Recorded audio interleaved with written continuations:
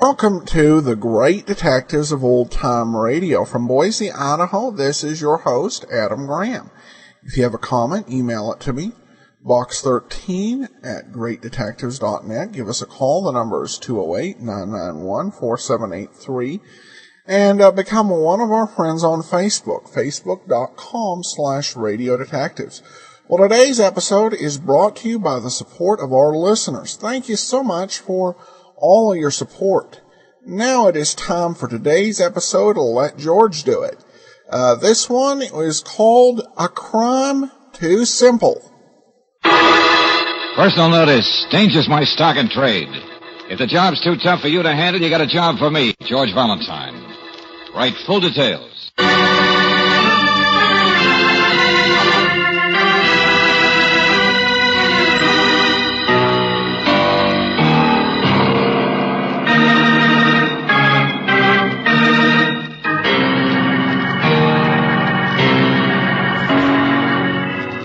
Standard Oil Company of California invites you to Let George Do It.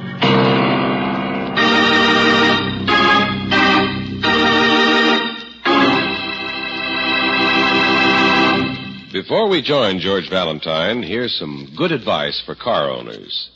New RPM motor oil doubles engine life between major overhauls due to lubrication.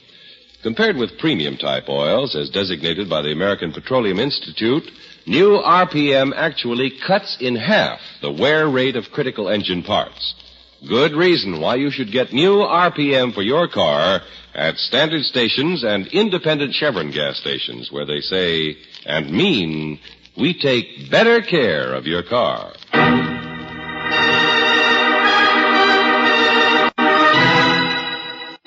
And now, tonight's story, A Crime Too Simple, another adventure of George Valentine.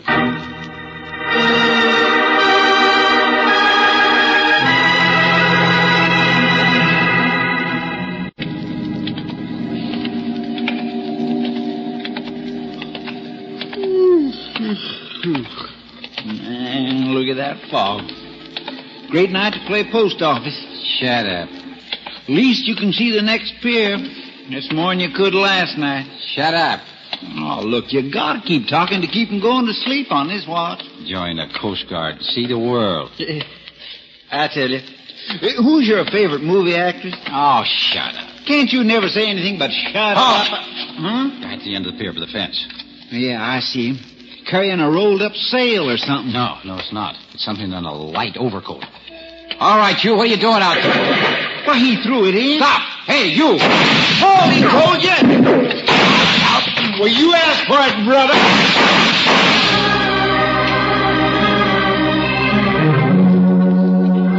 Got him all right. He's dead. Give me a hand down here. Yeah, sure. Hey, what was in the overcoat? Yeah, also dead. Huh? Another man. This guy was tossing in a body, all right. Shot, too. Only, sailor, we didn't do this one.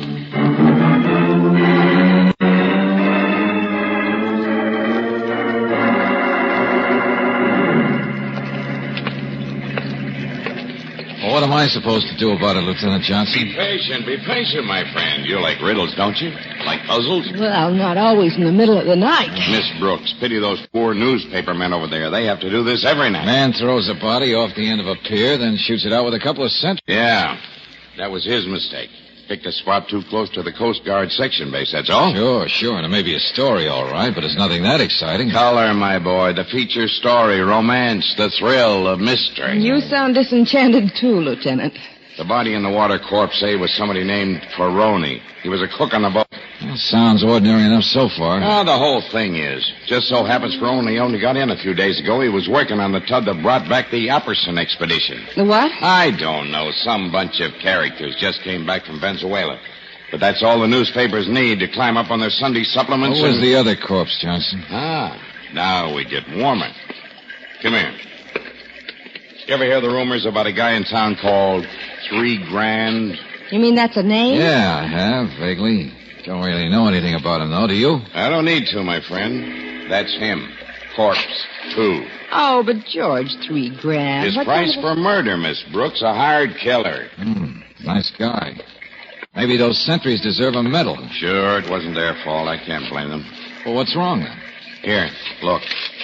Found this letter with the killer's identification. Read it. Thank you for getting in touch with me. From your reputation, I know you're the man to handle my job. Fan letter to a killer. I have recently involved myself in a partnership where there's plenty of money to be made if I play it smart in dealing with my partners. I have a plan, but there's a man named Ferroni, a cook, who knows about it. He wants me to pay him to keep quiet. I guess you understand how to earn your $3,000. Ferroni is coming to my place tonight. Instead of me, you'll meet him.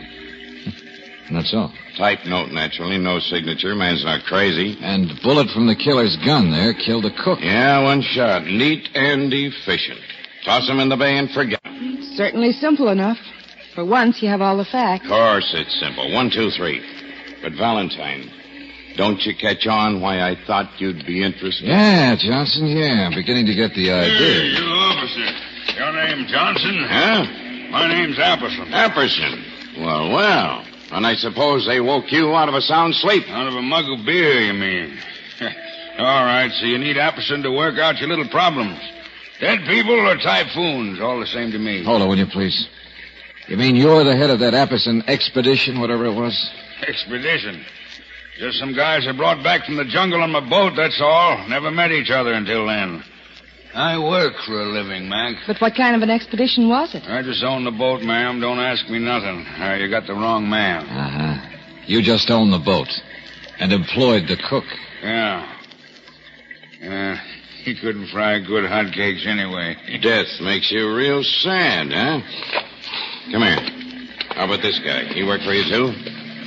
Never saw him. Who is he? Captain Apperson, whom do we ask about this so-called partnership, this expedition that, of course, you don't have anything to do with? Well, try Boyle, Frank Boyle. He was along. Big shot lawyer, I think. He's a handy man with words. I can imagine. Who else?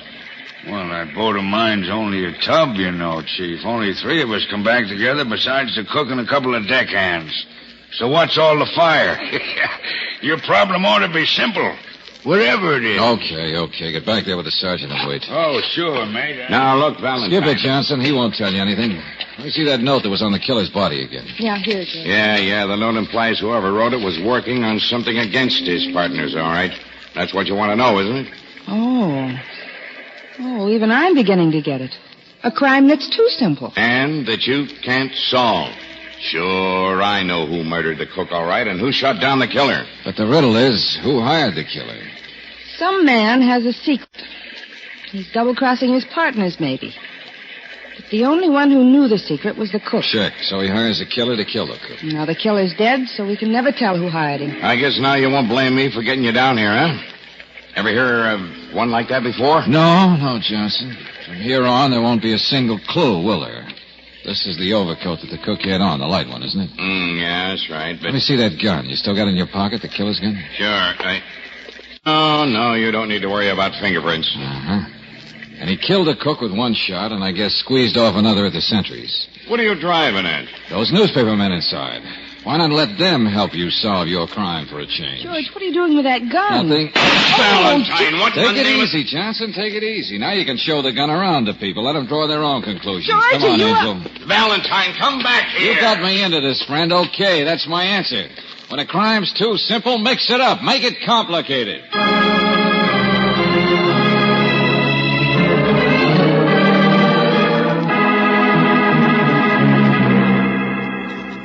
And what's your conception of a big shot lawyer, Mr. Valentine? Well, it's generally not of a man who hangs his shingle outside of his own Captain house. Apperson's a fool. So am I, probably, for talking so much.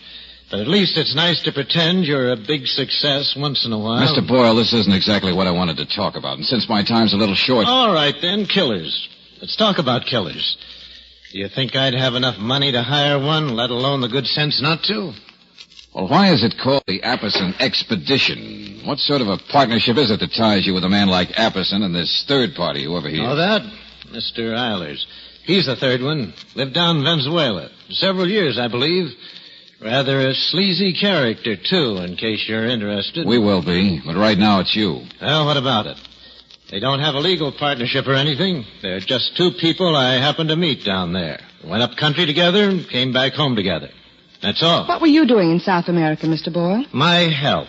And I'm the kind in physiology books, not mystery stories. You can ask my doctor if I'm All right. Take it easy. Found something together, isn't that it? What? Down there, the three of you. Word expedition means you plan to go back there together, isn't that it? Such a brain. You're doing very well. That's pretty obvious. What is it, a mine? Steel? Oil? Gold?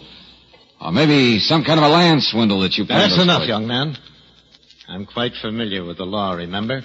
And you're only to inquire about murder. Any business plans I have for the future are quite out of... Time's up, Valentine. Mr. Boyle, if you don't mind, we'd like to take you down to headquarters for a few questions. I know. I'm familiar with the procedure. But don't worry, Valentine. They have no right to find out any more than you have. Oh, I'm happy. Oh, is that so? Well, come on. You won't be happy when I get through with you. Johnson, why don't you let your driver take Mr. Boyle down? You come with us, huh? Oh, so nobody likes to ride with a lawyer. All right, sure. Go on. Do you mind? It might be mutual. I'll see you there. Well, Lieutenant? Oh, Valentine, look what you've done to me. You and your tricks. Newspaper says mystery bullet. Oh, sure. Somebody noticed the extra bullet missing from the gun, all right, Valentine. Come on. They're around the corner now. Huh? Yeah, come on. Window in the hall looked like it wasn't locked. Yeah, here we are. You going back inside, George? Sure, if I can. There we are. Come on, Brooks. Give me your hand. Okay. Okay, Johnson, let's go. So now we're housebreaking, huh? That does it. Valentine, for the love of Pete, you're not going to find anything here. This bird's a lawyer. What kind of clues do you expect to find laying around? Give me your gun this time. Hey. Now, wait Will a you do as I minute. tell you, please? Of course there aren't any clues in this case. That's the trouble with it. Too simple. Simple, he says. All right. There you are. Now, Johnson, listen. This would be a good place to shoot a man, wouldn't it? What? Hallway? Sure. And the caliber's near enough the same. Can't tell anyway from the slug. Now, look out. Hold your ears. Oh, Am I crazy? You just shot a hole in the wall. Sure, that's number one. What's the matter? Haven't you figured what I'm doing yet? I'm just fixing it so that you, for once, will have a crime solved by itself.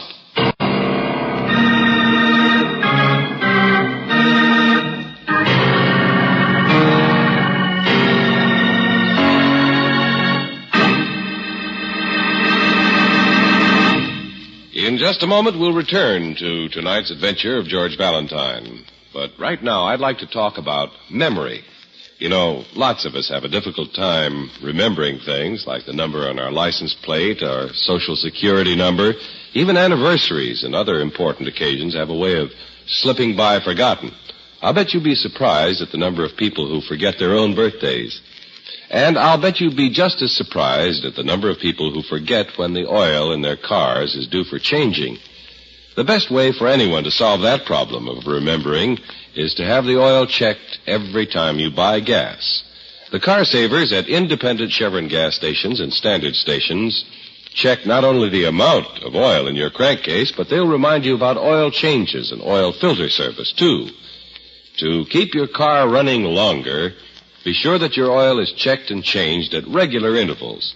There's no finer engine protection than the new RPM motor oil and new oil filter replacement element that you can get at any independent Chevron gas station or standard station, where they say and mean, we take better care of your car.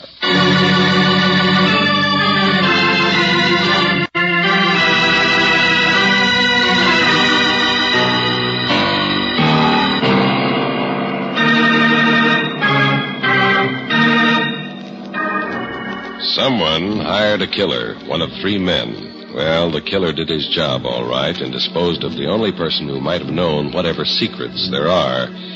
But unfortunately, the killer, a mysterious man known as 3 Grand, is dead too. So who hired him? And what are the secrets? Well, if your name is George Valentine, you know that when a crime is too simple, the only way to get clues is to make your own. George, someone's coming. Yeah? A man just got off the streetcar. Probably this Eilers himself. He's been down to police headquarters, I suppose. Did you check the other cabins in the motel? Yeah, nobody in. Wouldn't make any difference anyway. Cabins are so spread out. Hurry up, Take it easy, will you? Take it easy. There we are. Any place will do. It doesn't make any difference. Here, strike a match, will you? No, we might see it. Hurry up. There's enough light. He'll be here. He'll hear you. All right. Here goes. George, listen, what's that? Little piano over there. Hit the side of it, that's all. Now, come on. Bullet number 2's taken care of. Get back outside.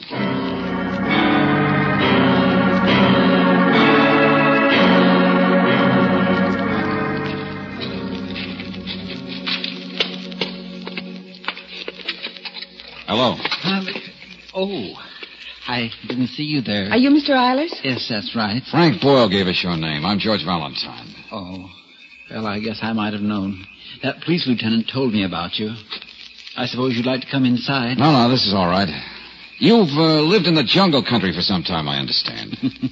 Little trip to Bogota down the river for shopping once in a while was about my limit. Oh, but I'm an American, all right. See here, I really answered everything I can think of for that policeman fellow. Well, I was just curious what you were doing here. You're apparently not visiting friends. I guess I don't really have... You know what I want, that expedition stuff. I don't have to tell you that. Some way or other, you guys struck it rich. Came up here to organize or sell stock or get equipment. I don't have to tell you that. I worked hard for a living all my life, mister. Don't you understand? We understand there must be something a little crooked about this whole thing, or you'd be willing to tell us. No. Look, I'm not the lawyer. Don't talk to me. Sure, there's lots at stake, but I can't... Why do you band together with a bunch of guys when maybe one of them hired a killer? What? Why stick together? What are you afraid of? I don't know anything about that murder. I don't know anything about those things. I'm just a planter. I've worked hard all my life. All right, skip it. By the way, I noticed a piano in there through the window. That yours? What? Oh, no. No, belongs to the man who owns this place. I wouldn't know one note from an... Why? Good night, Mr. Eilers.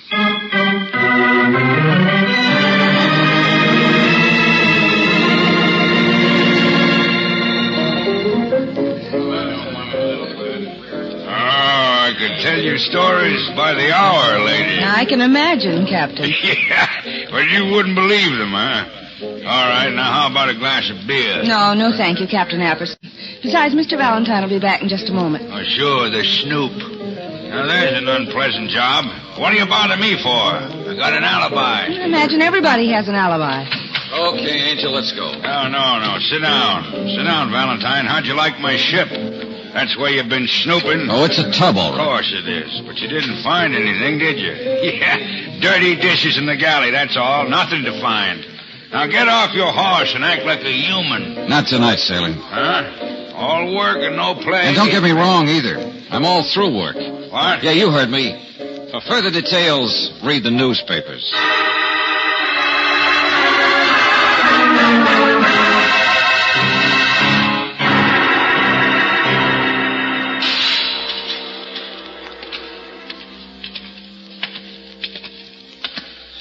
You're one of the reporters who saw that gun the killer used, aren't you? Noticed that an extra shot had been fired. Yeah, that's right. My paper had a story on it. Mystery bullet stuff. Only we don't like to draw conclusions. Sure, mister. Here we are. Locker 317. How come they give you the run of the morgue like this? So you'll draw the right conclusions. Police said make himself at home.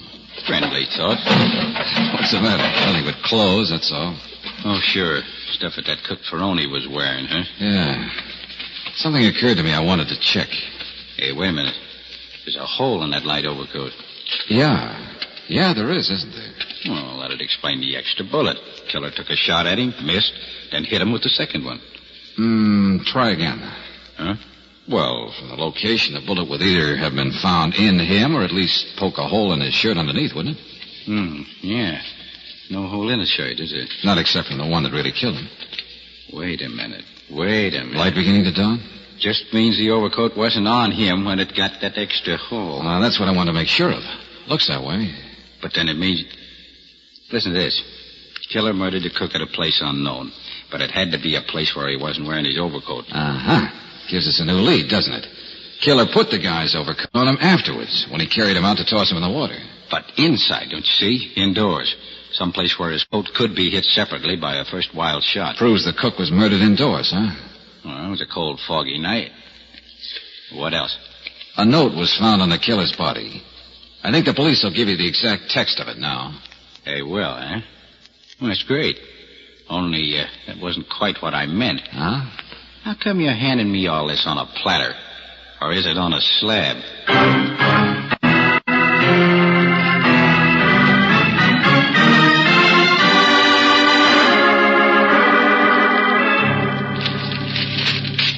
But look at these stories. Where did the murder take place? In whose home or boat or motel was the little blackmailing cook met and surprised with the gun of the mysterious $3,000? Oh, it's all there, all right, Johnson. Hook, line, and sinker. But, Valentine, if anybody ever finds out that you fired that extra bullet through the coat, I'm liable to be... Oh, I don't know. Promoted, maybe? It's neat, all right. The guy hires the killer to take his place when the cook shows up to be paid off. Well, it's where the guy lives, naturally. Or the guy doesn't know where the actual murder happens. Why would he? He's out setting himself up an alibi. And all three at least pretend to have alibis. So now, he starts getting panicky. The murder was indoors. He must have done it right here in my house where he met him, he says. How to make a crime solve itself. Valentine, maybe I love you after all. Come on, what are we waiting for? Think they've all had a chance to read the newspapers? Sure, my friend. One of those three men has had a chance to try to cover up what he thinks was the killer's work. That is the idea, Johnson. One of them has covered up a bullet hole.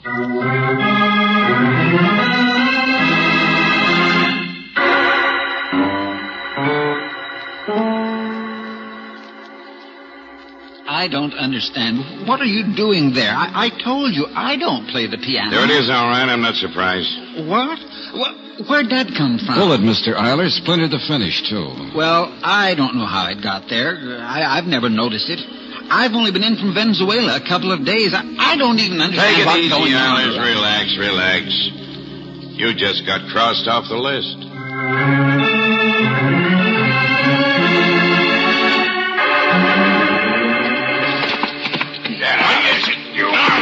You've got no right aboard this boat. That's what you'll think. Oh, that's All right, cut it out. Stop it, will you? Two down, Johnson. The bullet hasn't even been touched. And it was there where Apperson would have found it, all right. What bullet? What kind of a frame are you guys trying to... It's a nice black one, friend, only apparently it's going to fit a lawyer instead.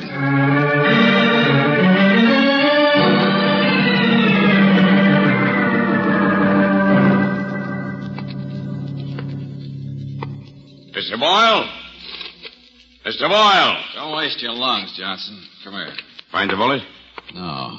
He's puttied up the hole where it was. Well, that's it. Simple crime, and we finally got a simple answer. Only what do you suppose he could have... Hello? Hello there. All right, Boyle, put him up. Oh, I thought I heard someone. I was out back in the garage getting my car. You won't need it. You'll ride in ours. What? See here. Put that gun down. No, you don't. Mr. Boyle, it gives me great pleasure to tell you that you're under arrest for... What? Now, stop it. I was just on my way to see you. Huh? Yes. Look there. On the wall. You see that putty? Yeah. I just put it in. I think someone must be trying to kill me. Here, look at this. I found a bullet in my wall.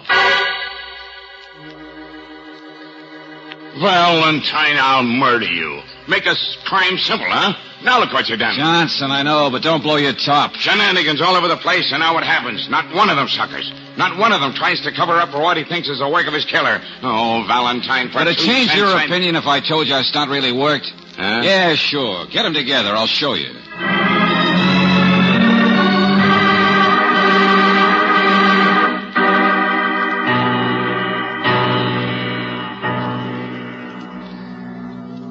So now you all understand that this whole bullet business was really just a phony. I've never heard anything so irregular in all my life. Oh, now don't get righteous, Mr. Boyle. We had to pull it to make sure one of you didn't try to cover up. All right, so we didn't. So what? Well, we're firmly convinced that in the circumstances, if one of you hired the killer, he would have covered up. So it's quite simple, isn't it?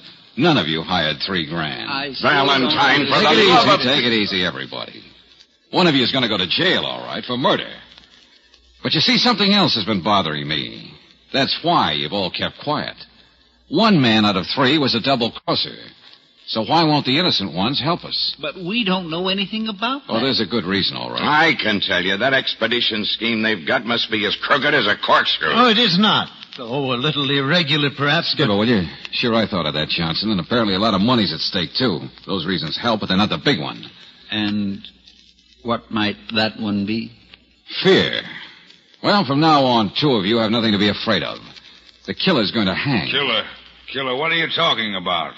Captain Apperson, as I said, one man was a double-crosser. He hired $3,000 to kill that cook. But, of course, it's none of these men, because the man who did the hiring is now dead.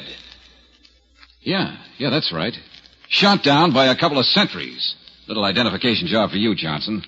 So, anybody ready to talk now? Well, No, see... wait. Right. What else, Valentine? Okay, point 1. 2 of you are afraid of the third because he's the professional killer. He's the mysterious $3,000 who decided this looked like a good little group to join, I guess. How about the murder? Probably killed the cook, all right, then waited for his employer to show. Said, here's a body, you get rid of it. Poor guy had to. But a professional wouldn't choose a place like the pier next to the Coast Guard base, would he?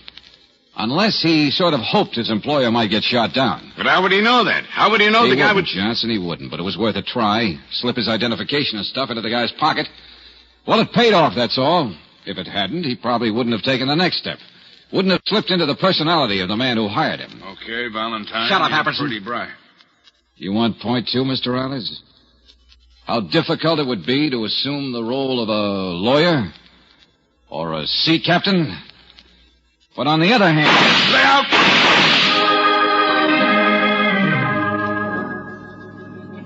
Oh, thank heaven. He said he'd shoot like that if we told. He said he'd do the same to my family. He said... Now, take it easy. It's all over. Nobody's hurt except him. I lose $3,000 or whatever you want to call him, but... Oh, Valentine, are you lucky? Pulling that one out of a hat. Why, Johnson, you mean you still don't know what the clue was? Huh? Let's see if Brooksy got it. She went to grammar school.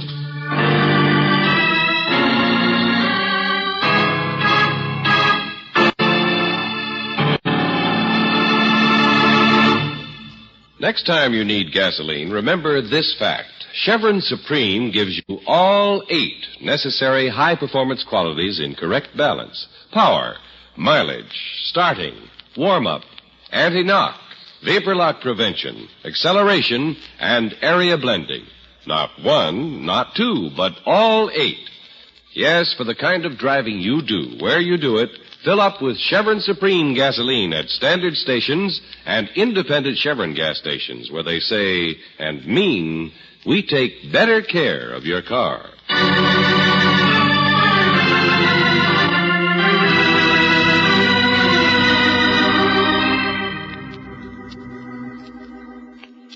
Well, of course, George. I knew there was something wrong about that man when we first talked to him. Well, he had kind of a wild plan, but it might have worked, you know. Once the real Islas was dead, the other 2 guys went too hard to keep quiet. Yeah, I wonder if they'd ever really let him be a partner in that expedition, whatever it is. Maybe. There was plenty at stake. Now, look, I don't care about that expedition stuff. What it is or why. How did you guess? Well, Johnson, the explanation had to be something like what it was. Once I realized the man who lived in the jungle was a fraud. Yes, the real Islas lived in Venezuela for years, remember? And yet that guy told us he did his shopping down the river at Bogota. Well? Oh, Lieutenant, really? Anybody knows that Bogota is clear across the mountains. It's the capital of Peru. Oh, Brooksy.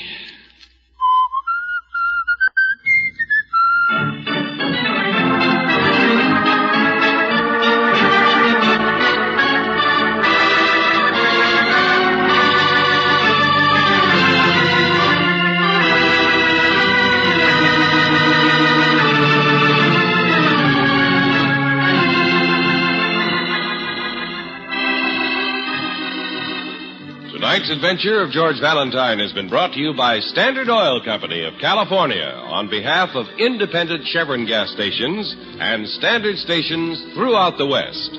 Robert Bailey is starred as George, with Virginia Gregg as Brooksy. Let George Do It was written by David Victor and Jackson Gillis and directed by Kenneth Webb. Ken Christie was heard as Lieutenant Johnson, Kenny Ray as Apperson, Stephen Chase as Boyle, Parley Bear as Eilers, and Forrest Lewis as the reporter. The music is composed and presented by Eddie Dunstetter. Your announcer, John Heaston. Listen again next week, same time, same station, to Let George Do It. In 1 minute, a child will be born who needs a community chest home. In 1 minute, you can help. It's easy. Pledge a minute out of every working day for a full year. Support your community chest with one gift for many services.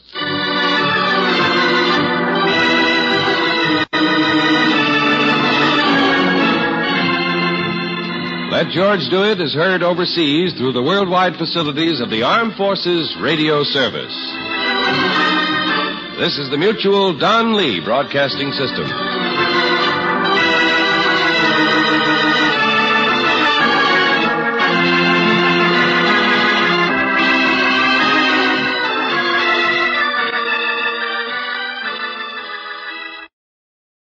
Welcome back. Well, this has been one of the most enjoyable Let George Do It episodes I've listened to in a while. I think it really does depend on the twist ending. And in this case, you may not appreciate it as much the second time through, but at any rate, this was a fascinating story with a really good twist, with the hitman having assumed someone else's identity. Of course, Bogota is not in Peru, it's in Colombia. Well, we turn now to listener comments and feedback, and we begin with this question from Big Top. Any Ernest Borgnine guest shows? Well, thanks so much for the question, Big Top, and I've enjoyed Borgnine in a lot of things. Unfortunately, I can find no record of him doing Golden Age dramatic radio or any other dramatic radio for that matter. Only records I found of radio programs was from the 1954 Academy Awards, which wouldn't be interesting enough to do a detective special with. Obviously, win great figures from radio's golden age, such that there are, we don't have that many left. And, in the past year or so, we've said goodbye to, such luminaries as writer Norman Corwin and, of course, Ray Bradbury just recently. And, Mike Wallace even, we played his, radio program. So when we have the opportunity, we definitely will. But unfortunately, Mr. Borgnine didn't do any radio work during the golden age of radio. Thanks so much for the question. Joan emails in. I found the Lux Radio Theater Captain Cara USA podcast very interesting, and I thank you for giving a chance to listen to this great actor and fine show. I have the Lux podcast in my iTunes, but this show was not in it. I would have missed it if it hadn't been for you. Thanks, ever so much. Well, thanks so much, Joan. It's definitely a challenge as a podcast producer. It would be a very tough task to get all of the Lux Radio Theater onto a single feed. Even all the existing. I believe that there's about 600 to 700 episodes circulating a wide variety of genres. Really, it's an amazing show, and I remember it was one of the earliest radio programs I came across. I was listening to, just happened to randomly tune in to a internet radio station that had it playing, and they had Bogart and Bacall in To Have or Have Not. And really, it's just and that's, remarkable opportunity for radio play. But, it's some of the most absolutely remarkable things they managed to put on over the air. Some of them did not come off as well over the air as they did on the screen. But, even the ones they attempted, absolutely amazing. And it's a great way to kind of familiarize yourself with some of the great entertainment of years past, because there's just such variety they had. So, all right, well, that'll do it for today. We'll be back tomorrow with Sherlock Holmes, and join us back here next Wednesday for another adventure. Let George do it. Oh, I should mention this too.